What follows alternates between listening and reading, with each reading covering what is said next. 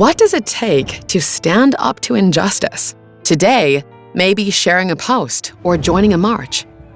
But in 1774, for a group of women in Edenton, North Carolina, it took a cup of tea and the bravery to stir the pot. The year beforehand, Britain's Tea Act granted the East India Company a monopoly over colonial tea trade, undercutting local merchants and taxing colonists who had no vote in Parliament and no power to push back. In protest, that December, members of the Sons of Liberty dumped 342 chests of British tea into Boston Harbor, sending ripples of resistance across the 13 colonies.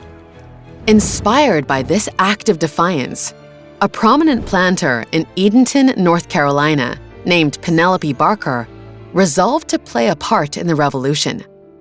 In October 1774, she organized a meeting of 51 women. Together, they wrote a letter pledging to boycott British tea and cloth, protesting the fact that colonists had no voice in Parliament, one of the earliest organized political actions by women in American history. Each woman who signed knew the risks. Rebelling against Britain was treason, punishable by death.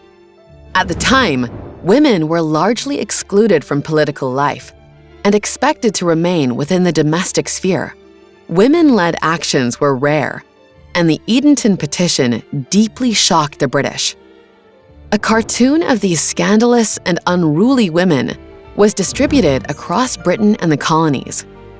The women were widely mocked as a result, but their bravery was praised within the colonies, adding fuel to the fire of the frustrations of all Americans under British rule and the growing need for independence. Each act of standing against injustice continues a long tradition of political dissent, one shaped by the pioneering women of the Edenton Tea Party.